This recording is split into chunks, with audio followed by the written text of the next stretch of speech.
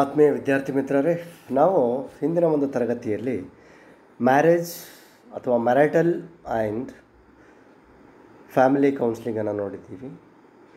ಇಲ್ಲಿ ಈ ಒಂದು ತರಗತಿಯಲ್ಲಿ ಬಿಹೇವಿಯರಲ್ ಮ್ಯಾರೇಜ್ ಕೌನ್ಸಿಲಿಂಗ್ ಅಂತಕ್ಕಂಥ ವಿಷಯವನ್ನು ಕುರಿತು ಅಧ್ಯಯನವನ್ನು ಮಾಡೋಣ, ಚರ್ಚೆಯನ್ನು ಮಾಡೋಣ. ಇಲ್ಲಿ ನಾವು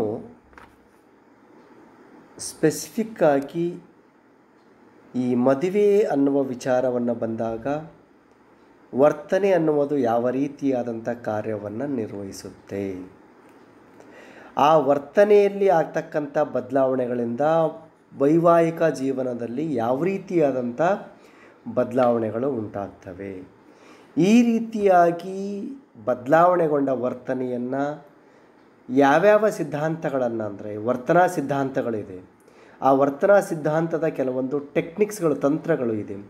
ಆ ತಂತ್ರಗಳನ್ನು ಬಳಸಿ ನಾವು ಮತ್ತೆ ವೈವಾಹಿಕ ಜೀವನದಲ್ಲಿ ನಗುವನ್ನು, ಸಂತೋಷವನ್ನು ತರಲು ಸಾಧ್ಯ ಅನ್ನುವುದನ್ನು ಏನು ಮಾಡ್ತೀವಿ ಅಂತಂದರೆ ನಾವು ನೋಡ್ತೀವಿ. ಯಾಕೆ ನಾವು ಇಲ್ಲಿ ವೈವಾಹಿಕ ಜೀವನದಲ್ಲಿ ಬಿರುಕುಗಳು ಉಂಟಾಗುತ್ತೆ ಅಂತಂದಾಗ may be mutual understanding, care of each other, respect of each other,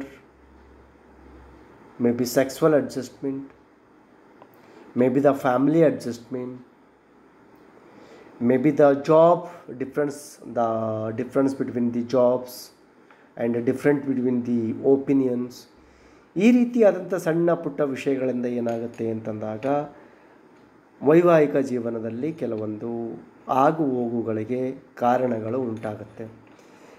ಆ ಕಾರಣಗಳಿಗೆ ವರ್ತನಾ ಒಂದು ಸಿದ್ಧಾಂತದಿಂದ, ವರ್ತನಾ ಒಂದು ತಂತ್ರದಿಂದ ನಾವು ಹೇಗೆ ಸರಿದೂಗಿಸ್ಬೋದು ಅನ್ನುವುದನ್ನು ನಾವೇನು ಮಾಡೋಣ ಇವತ್ತು ನೋಡೋಣ.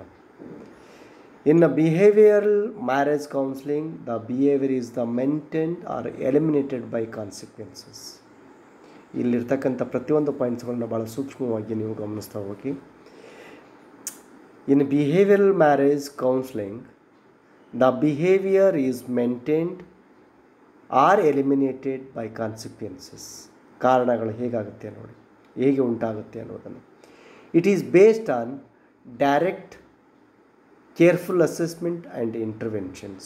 The focus is on presenting problems. ಯಾಕಂದರೆ ಸಮಸ್ಯೆಯನ್ನು ಇಟ್ಕೊಂಡೇ ನಾವೇನು ಮಾಡಬೇಕಾಗತ್ತೆ, ಇಲ್ಲಿ ಅಧ್ಯಯನವನ್ನು ಮಾಡಬೇಕಾಗತ್ತೆ. ಕಾನ್ಸಿಕ್ವೆನ್ಸಸ್ಸನ್ನು ನೋಡಿಕೊಂಡು ನಾವು ಇಂಟರ್ವೆನಿಂಗ್ಸನ್ನು ನಾವೇನು ಮಾಡಬೇಕಾಗತ್ತೆ, ಯೂಸ್ ಮಾಡಬೇಕಾಗತ್ತೆ. ಹೀಗೆ ವರ್ತನೆ ಅಂತಕ್ಕಂಥದ್ದು ಇಲ್ಲಿ ನಮಗೆ ಅಬ್ಸರ್ವೇಷನ್ಗೆ ಭಾಳ ಬೇಕಾಗಿರ್ತಕ್ಕಂಥ ವಿಷಯ. ಇಲ್ಲಿ treatment process in behavioural marriage counselling is based on ಯಾವ ರೀತಿಯಾದಂಥ ನಾವು ಚಿಕಿತ್ಸೆಗಳನ್ನು ಕೊಡ್ತೀವಿ, ವೈವಾಹಿಕ ಜೀವನದಲ್ಲಿ ಬಿರುಕು ಉಂಟಾದಾಗ ಯಾವ ರೀತಿಯಾದಂಥ ಚಿಕಿತ್ಸೆಗಳನ್ನು ಕೊಡ್ತೀವಿ ಅನ್ನೋದನ್ನು ಈ ಕೆಳಕಂಡಂತೆ ಗುರುತಿಸಿದ್ದಾರೆ. Patient training, marriage relationship, couple communication, the treatment of sexual dysfunctions. ನೋಡ್ತೀವಿ ನಾವು ಇದಕ್ಕೆ ಸಂಬಂಧಪಟ್ಟಂತೆ ಇಲ್ಲಿ ವ್ಯತ್ಯಾಸಗಳು, ವೈಮನಸ್ಸುಗಳು, ವರ್ತನೆಯಲ್ಲಿ ಬದಲಾವಣೆಗಳು ಆಗಿದೆ ಅಂತ ಅನ್ನೋದನ್ನು ನೋಡ್ತೀವಿ. ಕೆಲವೊಂದು ಸಣ್ಣ ಪುಟ್ಟ ವಿಷಯಗಳಿಂದ ಆಗಿರ್ಬೋದು. ಅವರ ವೈವಾಹಿಕ ಜೀವನ ಅಂತಂದಾಗ ಏನಾಗುತ್ತೆ ಅಂತಂದಾಗ ಸಹಜವಾಗಿ ವೈವಾಹಿಕದಲ್ಲಿ ಆಗಬೇಕಾಗಿರತಕ್ಕಂಥ ಕೆಲವೊಂದು ಸರಿಯಾದ ರೀತಿಯಾದಂಥ ಒಂದು ಅನುಭವಿಸ್ತಾ ಇದ್ದಾಗ, ಸುಖವನ್ನು ಪಡೆದೇ ಇದ್ದಾಗ, ಆಮೇಲೆ ಫ್ಯಾಮಿಲಿಯಲ್ಲಿ ಒಂದು ಹೆಚ್ಚಿನ ರೀತಿಯಲ್ಲಿ ಯಾವುದೋ ಒಂದು ತೊಂದರೆಗೆ ಒಳಗಾದಾಗ ಉಂಟಾಗುತ್ತೆ. ಹೀಗಾಗಿ ಈ ಕಾರಣಗಳನ್ನು ನಾವು ಗುರುತಿಸಿ ಏನು ಮಾಡ್ತೀವಿ ಅಂತಂದರೆ ಕೆಲವೊಂದು ಸಿಸ್ಟಮೆಟಿಕ್ ಆಗಿರ್ತಕ್ಕಂಥ ಒಂದು ಡಿಸೆನ್ಸಿಟೈಸೇಷನ್ ಮಾಡುವಲ್ಲಿ, ಈ ವರ್ತನೆಯ ಬದಲಾವಣೆ ಮಾಡುವಲ್ಲಿ ಏನಾಗ್ತಾರೆ ಅಂತಂದಾಗ ಆಪ್ತ ಸಮಾಲೋಚಕರು ತೊಡಗ್ತಾರೆ. ಯಾವ ರೀತಿಯಾಗಿ ಅಂತಂದಾಗ ಟೆಕ್ನಿಕ್ಸ್, ಯಾವ ರೀತಿಯಾದಂಥ ಟೆಕ್ನಿಕ್ಸ್ಗಳನ್ನು ಬಳಸ್ಬೋದು ಅಂತಂದಾಗ ಮೇ ಬಿ ಪಾಸಿಟಿವ್ ರಿಇನ್ಫೋರ್ಸ್ಮೆಂಟ್. ಜೀವನ ಅಂತಕ್ಕಂಥದ್ದು ಇದಿಷ್ಟೇ ಅಲ್ಲ, ಇನ್ನೂ ಮುಂದೆ ಸಾಕಷ್ಟಿದೆ. ಇದರಿಂದಲೇ ನಾವು ಕೊನೆ ಆಗೋದ್ರಲ್ಲಿ ಅರ್ಥ ಇಲ್ಲ. ಒಂದು ಮಾತುಗಳು ಹೆಚ್ಚಿಗೆ ಆಗುತ್ತೆ, ಇನ್ನೂ ಒಂದು ಮಾತುಗಳು ಕಡಿಮೆ ಆಗುತ್ತೆ. ಸಂಬಂಧಕ್ಕಿಂತಲೂ ಮೀರಿದ್ದು ಯಾವ ಮಾತುಗಳು ಅಲ್ಲ. ಕೆಲವೊಂದು ಭಾಳಷ್ಟು ಸರಳವಾಗಿರ್ತಕ್ಕಂಥವೇ ಇರುತ್ತೆ, ಬಟ್ ಆದರೆ ಫಿಲಾಸಫಿಕಲ್ ಬೇಸನ್ನು ಇಟ್ಕೊಂಡು ನಾವು ಪಾಸಿಟಿವ್ ರಿಎನ್ಫೋರ್ಸ್ಮೆಂಟನ್ನು ಡೆವಲಪ್ ಮಾಡಬೇಕು. ಅದರ ಜೊತೆಗೆ ಜನರಲೈಸೇಷನ್ ಮಾಡಿ, ಬೇರೆಯವರ ಸಂಬಂಧಗಳನ್ನು ನಾವು ಕಂಪ್ಯಾರಿಸನ್ ಮಾಡಿ, ಒಳ್ಳೆ ಒಳ್ಳೆ ಉದಾಹರಣೆಗಳನ್ನು ಕೊಟ್ಟು, extinctions, modelling and the reciprocity, punishment, token economy, psycho educational methods, ಹೀಗೆ ಹಲವಾರು ಕೆಲವೊಂದು ಮೆಥಡ್ಸ್ಗಳನ್ನು, ಟೆಕ್ನಿಕ್ಸ್ಗಳನ್ನು ಬಳಸಿ ನಾವೇನು ಮಾಡ್ಬೋದು ಅಂತಂದಾಗ ಇಲ್ಲಿ ಸಮಸ್ಯೆಯನ್ನು ಬಗೆಹರಿಸುವ ನಿಟ್ಟಿನಲ್ಲಿ ಕಾರ್ಯೋನ್ಮುಖವಾಗಬೇಕು. ಅದರ ಜೊತೆಗೆ ಆ ಒಂದು ಬಿಹೇವಿಯರ್ಗಳನ್ನು ಗುರುತಿಸಿ may be RAT, rational emotive therapy, ಇದರಿಂದ ನಾವೇನು ಮಾಡ್ಬೋದು ಅಂತಂದಾಗ ಕಪ್ಪಲಲ್ಲಿ ಕೆಲವೊಂದು ಚೇಂಜಸ್ಗಳನ್ನು ತರಿಸ್ಬೋದು. ಕಪ್ಪಲಲ್ಲಿ ವಾಪಸ್ ಸಂತೋಷವನ್ನು ಕಾಣ್ಬೋದು. ಆ ಜೋಡಿಗಳಲ್ಲಿ ಉಂಟಾಗಿರ್ತಕ್ಕಂಥ ನೋವಿಗೆ ಕಾರಣಗಳನ್ನು ಹುಡುಕಿ ಮತ್ತೆ ಸರಿದೂಗುವಂತೆ ಮಾಡ್ಬೋದು ಅಂತ. ಇದಕ್ಕೆ RAT ಅಂತಕ್ಕಂಥ, ನಾವು ಆಲ್ರೆಡಿ RATಯನ್ನು ನಾವು ಹಿಂದೆ ಕೆಲವೊಂದು ಸೈಕೋಥೆರಪಿಯಲ್ಲಿ, ಮನೋವೈಜ್ಞಾನಿಕ ಚಿಕಿತ್ಸಾ ಸಿದ್ಧಾಂತಗಳಲ್ಲಿ ನೋಡಿದ್ದೀವಿ. ಯಾರು ಮಾಡಿದ್ದಾರೆ ಏನು ಅಂತ ಇಲ್ಲಿ ಹೇಳುವ ಅವಶ್ಯಕತೆ ಇಲ್ಲ. RAT ಪ್ರಕಾರ the premise behind RAT is that couples like other individuals often become disturbed because of what they think rather than because of specific actions that occur in relationship. ಅಲ್ವಾ? ಸಹಜವಾಗಿ ಪ್ರತಿಯೊಬ್ಬರಲ್ಲಿ ನಡಿಬೇಕಾಗಿತ್ತು ಗಂಡ ಹೆಂಡತಿಯಲ್ಲಿರ್ತಕ್ಕಂಥದ್ದು. ಯಾಕಪ್ಪ ಅಂದರೆ ಮದುವೆ ಅಂತಕ್ಕಂಥದ್ದೇ ಉದ್ದೇಶಪೂರ್ವಕವಾಗಿರುತ್ತೆ. ಮದುವೆ ಅಂತಕ್ಕಂಥದ್ದು it is A agreement.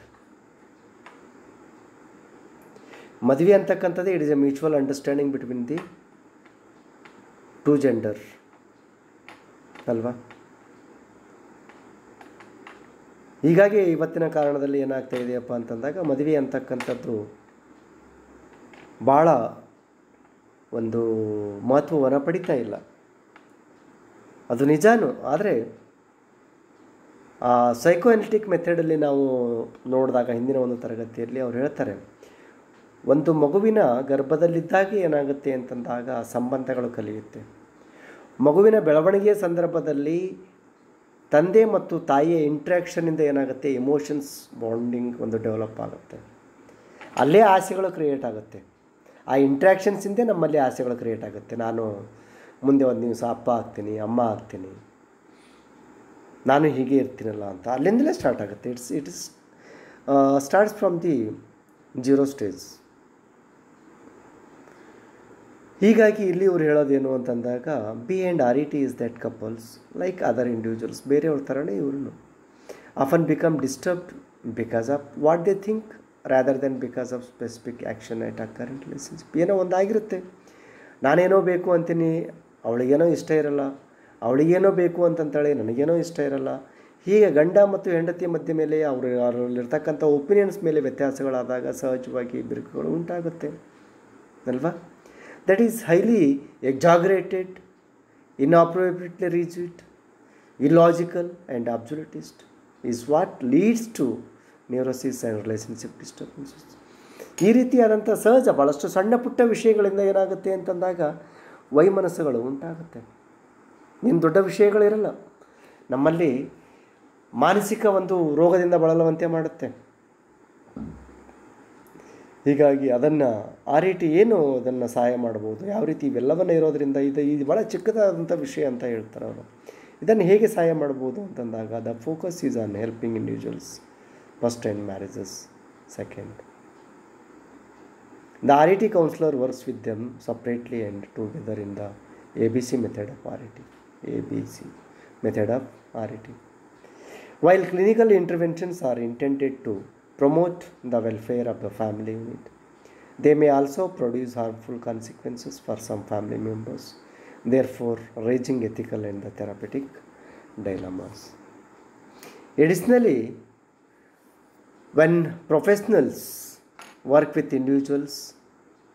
individual clients, they may face concerns related to confidentiality, informed consent, boundary violations, professional responsibility and the competence as well as other issues. ನೋಡಿ, ಈ ಒಂದು ಆ ರೀತಿ ಭಾಳಷ್ಟು ಸೂಕ್ಷ್ಮವಾಗಿ ವಿಷಯಗಳನ್ನು, ಭಾಳಷ್ಟು ರಿಯಲ್ ಲೈಫಿಗೆ ಹತ್ತಿರವಾದಂಥ ವಿಷಯಗಳನ್ನು ಇಟ್ಕೊಂಡು ಏನು ಮಾಡುತ್ತೆ ಅಂತಂದಾಗ ABC ಮಾಡಲಲ್ಲಿ ಅದನ್ನು ಫೇಸ್ ಮಾಡುತ್ತೆ. ಯಾಕಂದರೆ ಮದುವೆ ಅಂತಕ್ಕಂಥದ್ದು ಒಬ್ಬ ಇನ್ನೊಬ್ಬ ವ್ಯಕ್ತಿಗೆ ಸಹಾಯವಾಗುವಂತೆ ಇರಬೇಕು. ಒಬ್ಬ ಇನ್ನೊಬ್ಬ ಜೊತೆಗೆ ಹೊಂದಾಣಿಕೆಯ ಮನೋಭಾವನೆಯನ್ನು ಇರಬೇಕು. ಇವೆರಡೂ ಎಟ್ ಎ ಟೈಮ್ ಇರಬೇಕು. ಒಬ್ಬ ಇನ್ನೊಬ್ಬನಿಗೆ ಸಹಾಯ ಅಂತಂದಾಗ ಒಬ್ಬ ವ್ಯಕ್ತಿ ಸಹಾಯ ಮಾಡದೇ ಇದ್ದಾಗ ಅಲ್ಲಿ ಹೊಂದಾಣಿಕೆ ಮನೋಭಾವನೆ ಇರಬೇಕಾಗತ್ತೆ. ಹೀಗಾಗಿ ಈ ರೀತಿಯಾದಂಥ ಸಣ್ಣ ಪುಟ್ಟ ವಿಷಯಗಳಲ್ಲಿ ಏನಾಗುತ್ತೆ ಅಂತಂದಾಗ ಅವರಲ್ಲಿ ಬಿರುಕುಗಳು ಉಂಟಾದಾಗ ನಾವು ABC ಮಾಡಲಲ್ಲಿ ಅದನ್ನು ಅಬ್ಸರ್ವೇಷನ್ ಮಾಡಿ ಏನು ಮಾಡ್ತೀವಿ ಅಂತಂದಾಗ ಅಲ್ಲಿ ಅವರಿಬ್ಬರಲ್ಲಿ ಇರ್ತಕ್ಕಂಥ ವಿಷಯಗಳನ್ನು ನಾವು ಕಲೆ ಹಾಕಿ ಅವರಿಂದ ಒಂದು ಕನ್ಸೆಂಟನ್ನು ತಗೊಂಡು ನಾವೇನು ಮಾಡ್ತೀವಿ ಅಂತಂದಾಗ ಎಲ್ಲಿ ವೈಲೇಷನ್ ಆಗಿದೆ, ಯಾರ ಮಧ್ಯೆ ಇದು ಬಿರುಕು ಉಂಟಾಗಿದೆ ಅನ್ನೋದನ್ನು ಏನು ಮಾಡ್ತೀವಿ ಅಂತಂದರೆ ನೋಡುವ ಪ್ರಯತ್ನವನ್ನು ಈ RET ಮಾಡಲ್ ನೋಡುತ್ತೆ. The role of a family counselor is to provide treatment for a wide range of clinical and relationship issues in the context of family structure. ಅಂದರೆ ಅಗೇನ್ ಒಂದು ಸ್ಟ್ರಕ್ಚರ್ ಆಗುವಲ್ಲಿ ಈ ಕೌನ್ಸಿಲರ್ ಆಗಿರ್ತಕ್ಕಂಥವನು ತನ್ನ ಕ್ಲೈಂಟನಿಗೆ ಸಹಾಯ ಮಾಡಬೇಕಾಗುತ್ತೆ. And the interventions directed at change it family relationship are guided by multiple principles prominent among which are the following. ಕೆಲವೊಂದು ಪ್ರಿನ್ಸಿಪಲ್ಸ್ಗಳನ್ನು ಅವರಿಗೆ ಕೊಡುವುದರ ಮುಖಾಂತರ ಅಥವಾ ತಿಳಿ ಹೇಳೋದರ ಮುಖಾಂತರ ಕೆಲವೊಂದು ಇಂಟರ್ವೆನ್ಷನ್ಸನ್ನು ಏನು ಮಾಡುತ್ತೆ, ಅವರಲ್ಲಿ ಆಗಿರ್ತಕ್ಕಂಥ ಭಾವನೆಗಳನ್ನು ಬದಲಾವಣೆ ಮಾಡಲಿ ಭಾಳಷ್ಟು ಸಹಾಯವಾಗುತ್ತೆ. ಅವರ ಸಂಬಂಧಗಳ ಬೆಳವಣಿಗೆ ಆಗುವಲ್ಲಿ ಭಾಳಷ್ಟು ಸಹಾಯ ಮಾಡುತ್ತೆ ಈ RET. The counsellor's understanding of a particular family and its responsiveness of the therapeutic intervention, ಅದರಲ್ಲಿ ಗೊತ್ತಾಗುತ್ತೆ ಸಹಜವಾಗಿ.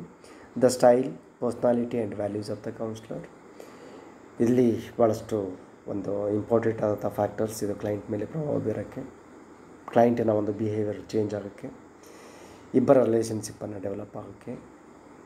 Behaviorally oriented theories are particularly interested in systematic evaluation of reinforcement practices in a family. These counselors attempt to enhance positive reinforcement and undermine punitive, coercive and avoidant interactions. Structural theories focus on family boundaries and attempt to alter boundaries, thereby providing healthy and flexible support for different family members. ಇಡೀ ಒಂದು ಸಮುದಾಯವನ್ನು ತೆಗೆದುಕೊಂಡು ಅವರಿಬ್ಬರಲ್ಲಿ ಉಂಟಾಗಿರ್ತಕ್ಕಂಥ ಬಿರುಕುಗಳನ್ನು, ಕೆಲವೊಂದು ನೋವಿಗೆ ಕಾರಣಗಿರ್ತಕ್ಕಂಥ ವಿಷಯಗಳನ್ನು ಇಟ್ಕೊಂಡು ಭಾಳಷ್ಟು ಒಂದು ಬದಲಾವಣೆಗಳನ್ನು ಮಾಡುವುದರ ಮುಖಾಂತರ ಅವರಲ್ಲಿ ಪಾಸಿಟಿವ್ ರೀಎನ್ಫೋರ್ಸ್ಮೆಂಟನ್ನು ಎನ್ಹಾನ್ಸ್ ಮಾಡುವುದರ ಜೊತೆಗೆ ಅವರಲ್ಲಾಗಿರ್ತಕ್ಕಂಥ ಕೆಲವೊಂದು ನೋವುಗಳನ್ನು ತೆಗೆದು ಹೆಲ್ದಿ ಒಂದು ಪರ್ಸ್ನಾಲಿಟಿಯನ್ನು ಡೆವಲಪ್ ಮಾಡಿ ಹೆಲ್ದಿ ರಿಲೇಷನ್ಶಿಪ್ಪನ್ನು ಡೆವಲಪ್ ಮಾಡೋದಕ್ಕೆ ಭಾಳಷ್ಟು ಈ RET ABC ಮಾಡಲ್ ಸಹಾಯ ಆಗುತ್ತೆ ಅಂತ ಹೇಳುತ್ತಾ, ಮತ್ತು ಇಬ್ಬರ ಕಪ್ಪಲ್ಗಳಲ್ಲಿ ಸಂತೋಷವನ್ನು ಮೂಡುವಂತೆ ಈ ಒಂದು RET ABC ಮಾಡಲಿಂದ ಮಾಡ್ಬೋದು ಅಂತ ಹೇಳುತ್ತಾ ನಾನು ಮತ್ತೆ ಮುಂದಿನ ವಿಷಯದಲ್ಲಿ ಮುಂದಿನ ಒಂದು ವಿಡಿಯೋದಲ್ಲಿ ನಾನು ನಿಮ್ಮನ್ನು ಕಾಣ್ತೀನಿ. ನಮಸ್ಕಾರ.